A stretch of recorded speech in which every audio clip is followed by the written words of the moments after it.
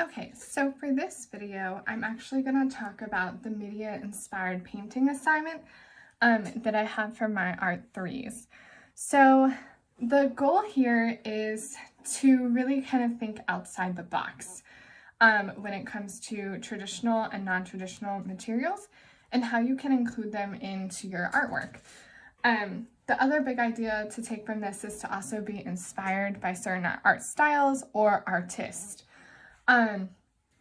So before we reach this point of your of building your final assignment or working on that final assignment, you were asked to do a traditional media and non-traditional media scavenger hunt to really get you to kind of think outside the box when it comes to traditional and non-traditional and the things that you have available to you all the time that you can actually use to make art that you might not have ever thought of before. So this is extremely important, and it's extremely important that you do this assignment because the requirements in your media-inspired painting is to include at least 2 traditionals and at least 1 non-traditional. Now, of course, you can do more than that if you so choose, but that is the requirement. The other requirement is to also either to recreate a famous painting by the artist that you studied in your PowerPoint, or to create your own piece but do it in the style of the artist that you studied. So for mine, I decided to go with Surrealism.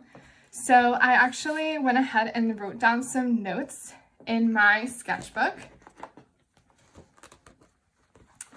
about Surrealism. So I kind of did bullet points for, the main things that Surrealism is and the type of style that it's done in. And then I listed a bunch of artists that I supplied you all with in Canvas so that I have it available for me so I don't have to go into Canvas every time. I can just kind of put their names in Google and be able to search them to get inspiration and to really kind of narrow in on that Surrealism style. Next, I decided to do some thumbnail sketches. So I did 3 different versions of how I wanted to create my project. So I wanted to create my own image, but I wanted it to be my own Surrealism. I wanted to create my own image and my own work, but I'm doing it in the Surrealism style. So I realized that this one really wasn't as surreal as I had thought.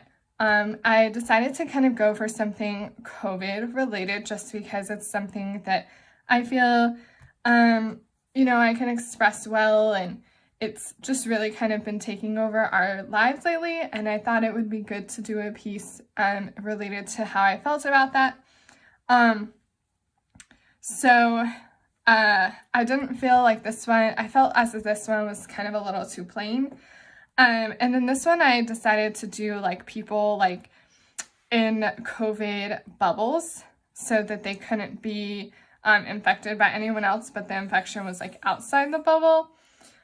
This one was definitely a little bit more in depth, and this is actually one that I decided to go with.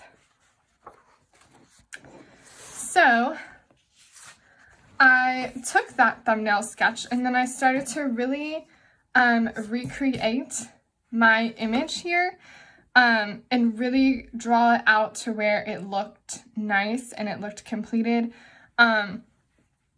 So I went ahead and started this. There's like a wall between this other world and the girl here, and COVID is kind of invading her world. These are going to be like little ghosty people.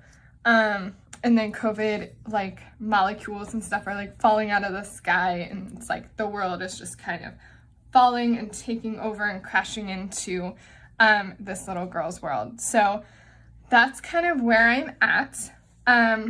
Now I have to take my 2 traditionals and 2 non-traditional medias and add it into this once I'm finished with my sketch.